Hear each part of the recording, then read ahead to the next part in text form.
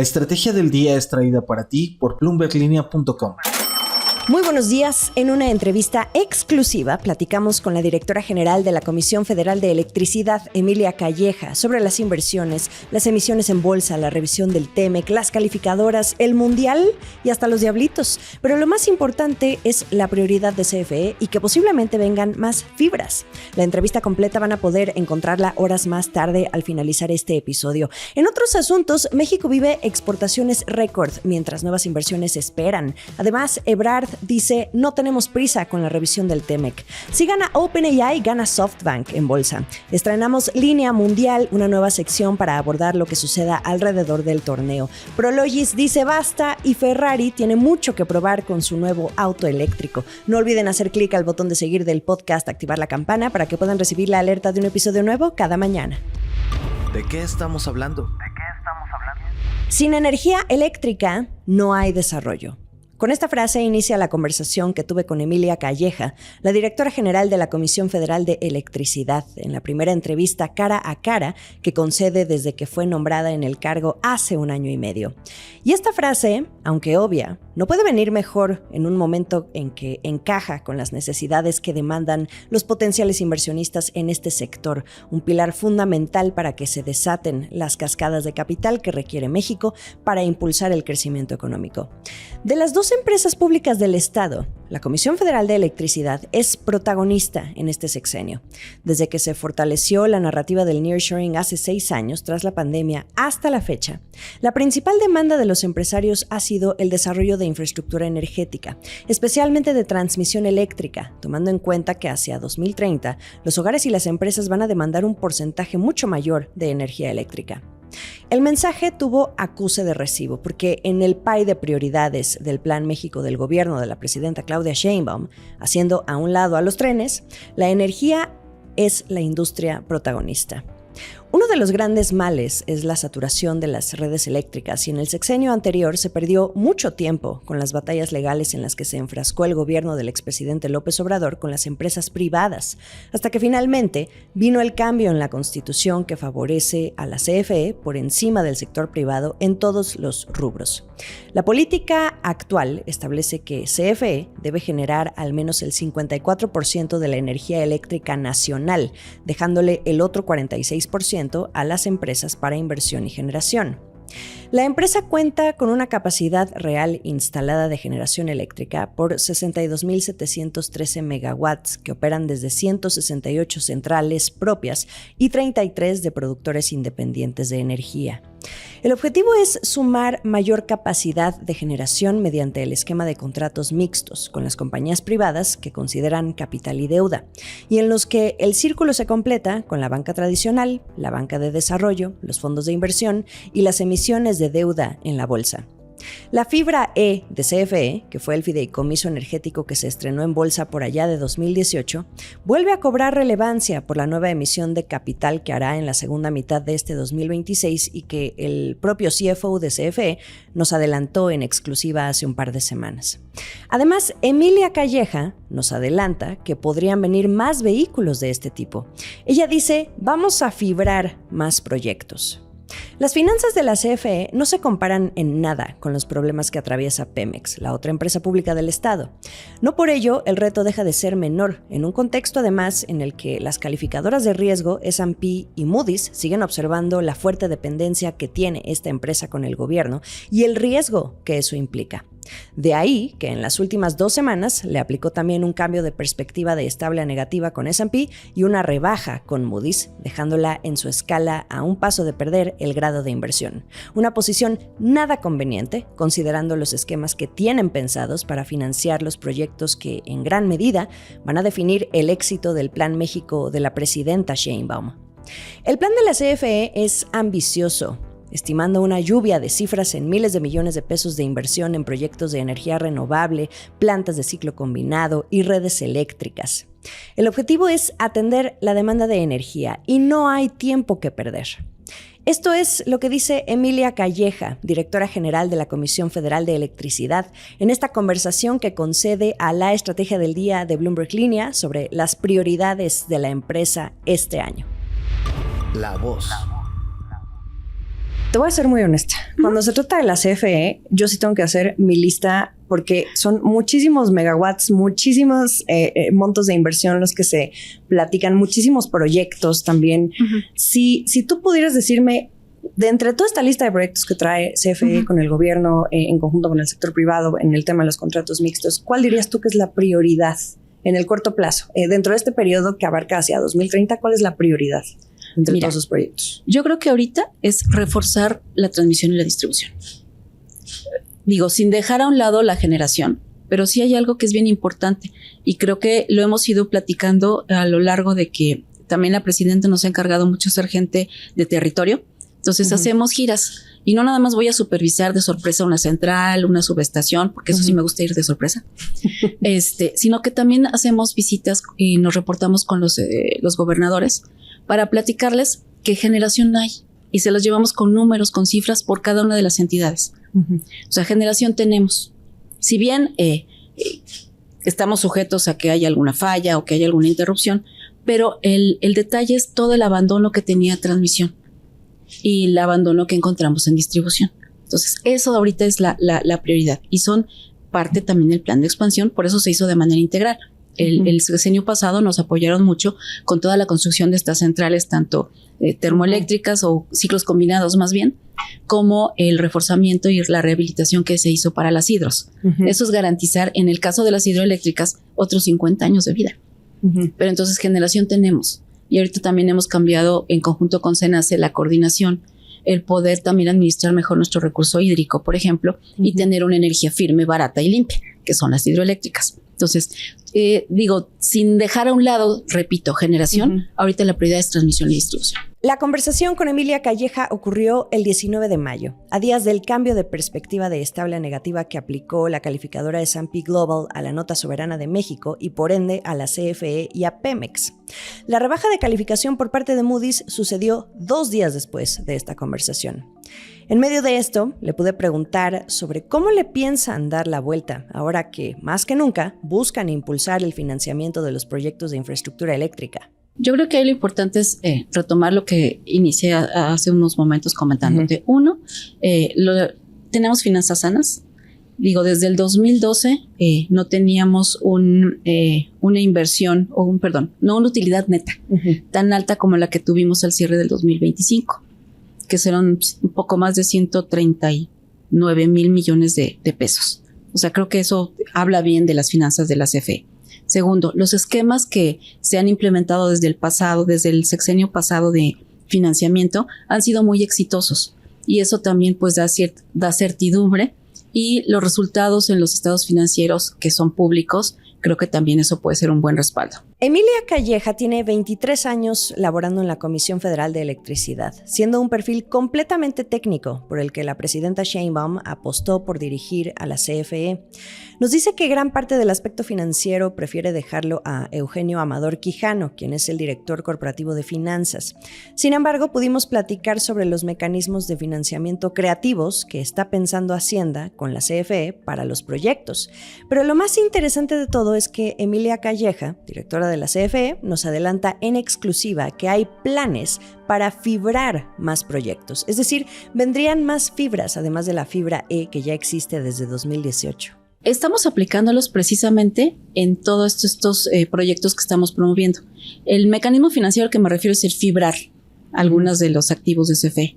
La primera fibra con la que estuvimos trabajando desde el sexenio pasado es con la fibra E que está sobre los activos de transmisión.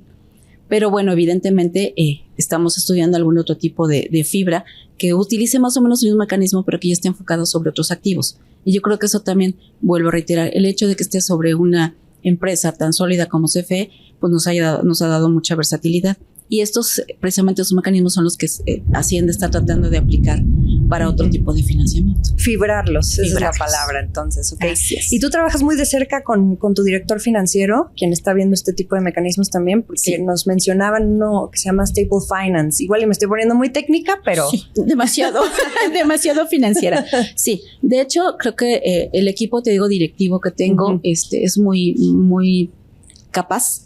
Es gente que yo creo que lo importante, yo también creo que es parte de lo que la presidenta me permitió hacer, es poner gente que tiene un grado de especialidad muy precisa en el puesto que tiene que estar. En este caso, el doctor Eugenio Amador es un especialista financiero donde sí, pues se le pide que sea muy creativo, porque CFE no nada más se va a detener en terminar hasta aquí de proyectos. O sea, CFE, la red de interconectada, el sistema interconectado nacional es muy dinámico. Entonces, yo puedo hacer un corte y decirte, hasta aquí saqué mis requerimientos, hice mis análisis, corrí mis flujos, ya sé qué necesito. Pero pues al mes siguiente ya creció la población, ya creció la industria. Entonces, tengo que estarlo corriendo continuamente para poder sacando los requerimientos continuamente y poder ir inventándome más cosas para sacar más proyectos, y para eso son los mecanismos que le hemos pedido al doctor Eugenio que vaya ahí ingeniándoselas. Y en medio de estas semanas críticas que ya inician en torno a la revisión del Tratado Comercial México, Estados Unidos y Canadá, sabemos muy bien que las inversiones en el sector eléctrico han ocasionado tensión entre México y sus socios comerciales. Emilia Calleja no ve riesgo de que se convierta esto en un problema durante la revisión. Yo creo que en el aspecto técnico no, porque, insisto, CFE tiene una capacidad energética suficiente y de hecho lo que hacemos a nivel CFE desde que llegamos es, quien sea particular, privado, una escuela, o sea, de todos los ámbitos comerciales, industriales, domésticos, incluso lo que les digo, a ver, CFE no hace magia, pero sí tenemos muchos mecanismos muy sólidos de análisis y de proyecciones, pero todo eso se basa con la información que a mí me dan. Entonces, en cuanto a mí me des la información más apegada a la realidad, ¿en qué sentido? Tu industria Jimena.SADCB necesitas 10 megas de aquí al 29 porque vas a poner una planta que te va a consumir 10 megawatts en el 2029. Pero tú ahorita en el 26 vienes y me haces el requerimiento. A mí lo que es muy de utilidad es que me digas, yo Jimena necesito 10 megas en el 2029 que entre a mi planta, pero en el 2026 necesito 0.5, 2027 necesito 4. 2028 necesito sumarle esos 4 para los 6 y ya el 2029 los 4 que me restan. Esos trenes de carga para mí es una materia prima muy importante porque yo corro mis mecanismos de planeación y entonces yo digo, sí te puedo atender sin ningún tema en el 26 esto, en el 27 esto, y yo ya me voy programando presupuestalmente y técnicamente para ir haciendo las obras que yo requiero, y en el 2029 que tú tengas la completa y total certeza de que vas a tener tu energía. Y eso ha sido de mucha utilidad en los acercamientos que también tenemos con los estados, que finalmente son los que tienen el termómetro más cercano a los requerimientos industriales, porque ellos es lo que les interesa son las inversiones. Entonces eso nos ha ayudado mucho, y te puedo poner un ejemplo. Estado de Querétaro. Una vez que nos dieron la información, pues de enero a marzo les pude dar 91.5 megawatts y ya nada más estoy esperando que se conecten. Cuando era una preocupación muy importante en ese estado el que hubiera energía disponible. Y lo hicimos con esa planeación que te digo.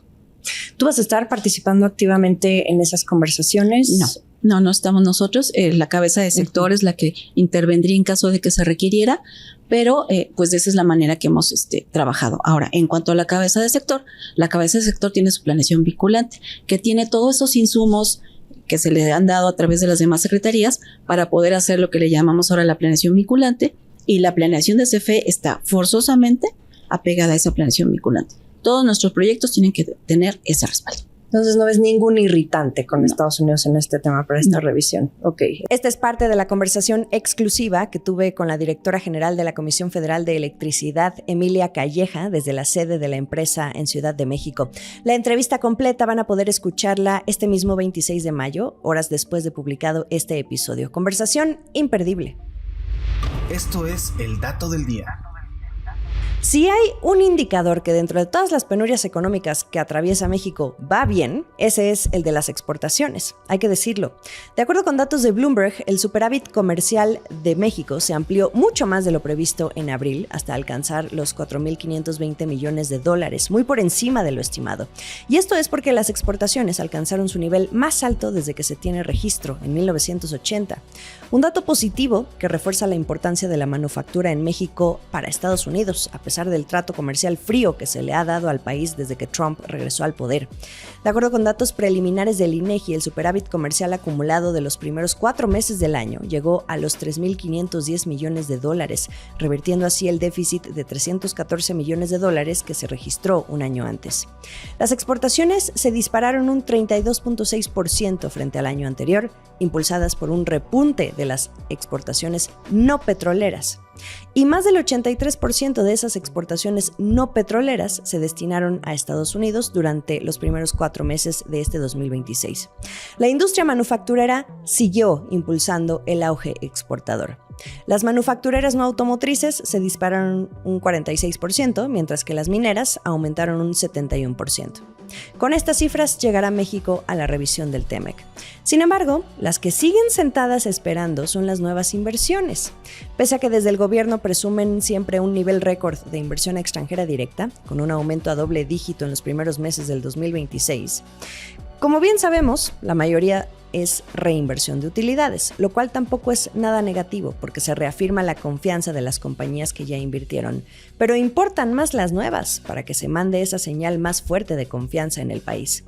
Dicho lo anterior, en el primer trimestre de 2026, la inversión extranjera directa alcanzó una cifra récord de $23.591 millones, registrando un crecimiento de 10.4% respecto al primer trimestre de 2025. Son datos publicados por la Secretaría de Economía.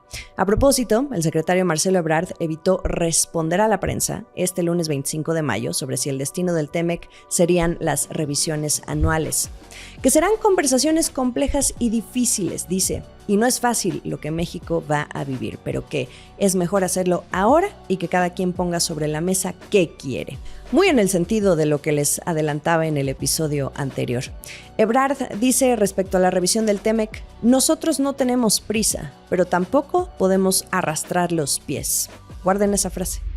Acciones y reacciones. La que anda ganona gracias a la salida a bolsa de OpenAI, posible salida a bolsa, es la japonesa SoftBank, que en su momento repartía millones de dólares a destajo a empresas de tecnología en diversos sectores y países.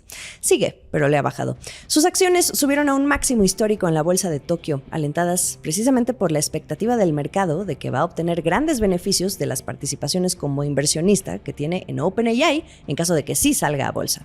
Esto elevó sus ganancias desde el 20 de mayo al 40%, impulsando su valor de mercado por encima de los 40 billones de yenes, que serían unos $252,000 millones. SoftBank es uno de los mayores accionistas de OpenAI actualmente y ha comprometido otros $20,000 millones para una inversión total cercana a los $65,000 millones. Eso le daría una participación aproximada del 13% en esta, que es la creadora de ChatGPT. Así que si gana OpenAI, gana SoftBank. Línea mundial. Cuenta regresiva para el Mundial de Norteamérica, así que estrenamos nueva sección porque habrá mucho de qué hablar. Empezando por una primera cascarita no tan amistosa entre Claudia Sheinbaum con la FIFA.